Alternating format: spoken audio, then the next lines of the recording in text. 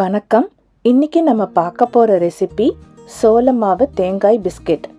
சோள மாவையும் தேங்காயும் வச்சுட்டு அருமையான ஒரு குக்கீஸ் ரெசிபி தான் இன்னைக்கு நம்ம பார்க்க போகிறோம்.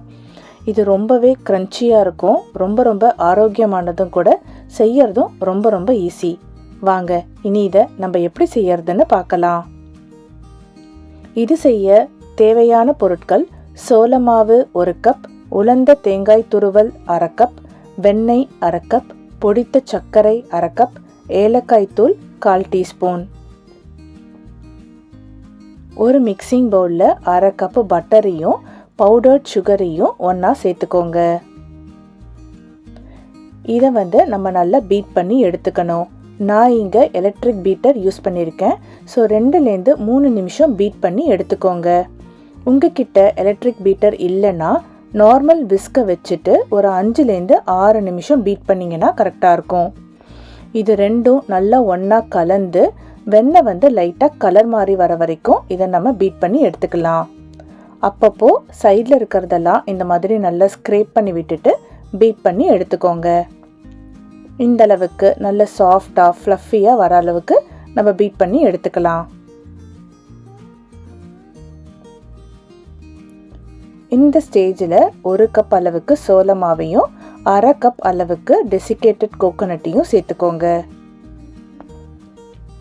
நான் வாசனைக்காக ஏலக்காய் தூள் சேர்த்துருக்கேன். நீங்கள் வேணும்னா வெண்ணிலா எசன்ஸ் கூட சேர்த்துக்கலாம். இது எல்லாத்தையும் நல்ல சாஃப்டான ஒரு சப்பாத்தி மாவு பதத்துக்கு பிசைஞ்சு எடுத்துக்கலாம். அதிக நேரம் பிசையணும்னு இல்லை, எல்லாம் நல்லா ஒன்றா சேர்ந்து வந்தாலே போதுமானது. பாருங்க, இந்த அளவுக்கு நல்ல சாஃப்டான ஒரு மாவு பதத்தில் எடுத்து வச்சுக்கோங்க. இப்போ இதுலேருந்து ஒரு சின்ன சைஸ் எடுத்துட்டு நல்ல பால் மாதிரி இந்த மாதிரி உருட்டி லைட்டாக தட்டி விட்டுக்கோங்க. ரொம்ப தின்னாக தட்டணும்னு இல்லை, ஓரளவுக்கு திக்காகவே இந்த மாதிரி தட்டிட்டு நம்ம ஒரு சைடு மட்டும் இந்த மாதிரி டெசிகேட்டட் கோகோனட்டை வச்சு நம்ம கோட் பண்ணி எடுத்துக்கலாம்.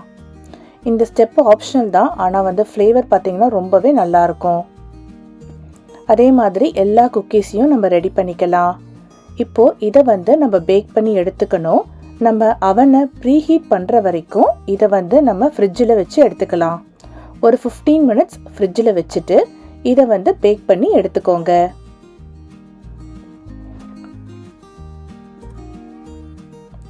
அவ்வளவுதாங்க, நம்மளுடைய செம்ம டேஸ்டியான ஆரோக்கியமான குக்கீஸ் தயாராகிடுச்சு. இது அவன்லேருந்து எடுத்த உடனே பார்த்தீங்கன்னா ரொம்பவே சாஃப்டாக இருக்கும். அதனால் இதை அப்படியே ஒரு 5 நிமிஷத்துக்கு ஆற விட்டுருங்க. நான் கூலிங் ரேக்கில் கூல் பண்ணி எடுத்துக்கிறேன். ஆனால் நீங்கள் வீட்டில் ஒரு சாதாரண தட்டில் கூட நல்லா ஆற விட்டுட்டு அதுக்கப்புறம் யூஸ் பண்ணிக்கோங்க. ஆற இது ரொம்ப கிறிஸ்பியாக மாறிடும். பாருங்கள் எவ்வளோ கிறிஸ்பாக வந்திருக்குன்னு. இது டேஸ்ட்டுமே ரொம்பவே நல்லா இருக்குங்க. கண்டிப்பாக நீங்களும் வீட்டில் ட்ரை பண்ணி பார்த்துட்டு எப்படி வந்ததுன்னு சொல்லுங்கள். குக்கீஸுக்கான சில குறிப்புகள்: இந்த குக்கியோடைய மாவு பார்த்தீங்கன்னா நல்ல சாஃப்டான ஒரு சப்பாத்தி மாவு பதத்தில் இருக்கணும். ஒருவேளை உங்களுக்கு வெண்ணெய் ஜாஸ்தியாக இருக்குது, மாவு கொஞ்சம் லூஸாக இருக்கிற மாதிரி இருந்தது அப்படின்னா கூடுதலாக கொஞ்சம் சோள மாவு, அப்படி இல்லைன்னா டெசிகேட்டட் கோகோனட்டை சேர்த்துக்கோங்க. ஒருவேளை உங்களுடைய மாவு ரொம்ப ட்ரையாக இருக்குது, உங்களுக்கு நல்ல சாஃப்டான மாவு வரலன்னா 1லேருந்து 2 டேபிள் ஸ்பூன் பால் சேர்த்திங்கன்னா இந்த குக்கி ரொம்பவே நல்லா வரும். இந்த குக்கி மாவோட நீங்கள் விருப்பப்பட்ட ட்ரை ஃப்ரூட்ஸ் இல்லது நட்ஸ் அந்த மாதிரி என்ன வேணாலும் சேர்த்துக்கலாம். ஏலக்காய் தூளுக்கு பதிலாக நீங்கள் வெண்ணிலா எசன்ஸ், அப்படி இல்லைன்னா கடைகளில் கிடைக்கக்கூடிய தேங்காய் எசன்ஸ் கூட நீங்கள் இதில் சேர்த்து செஞ்சிங்கன்னா டேஸ்ட்டு ரொம்பவே நல்லா வரும். பேக்கிங் டைம் ஒவ்வொரு அவனுக்கும் வித்தியாசப்படும். இதை பேக் பண்ணுறதுக்கு 15 நிமிஷத்துலேருந்து 20 நிமிஷம் வரைக்கும் ஆகலாம். 15 நிமிஷம் ஆனதுக்கப்புறம் ஒரு வாட்டி செக் பண்ணிக்கோங்க. மேலே ப்ரௌன் கலர் ஸ்பாட்ஸ் தென்பட்டதுன்னா உங்களுடைய குக்கீஸ் பேக் ஆயிடுச்சுன்னு அர்த்தம். நீங்கள் அவன்லேருந்து எடுத்துடலாம். இந்த வீடியோ பிடிச்சிருந்தா லைக் மற்றும் சப்ஸ்கிரைப் செய்து எங்களுக்கு சப்போர்ட் பண்ணுங்கள். உங்கள் ஃப்ரெண்ட்ஸ் அண்ட் ஃபேமிலிக்கும் ஷேர் பண்ணுங்கள். நன்றி.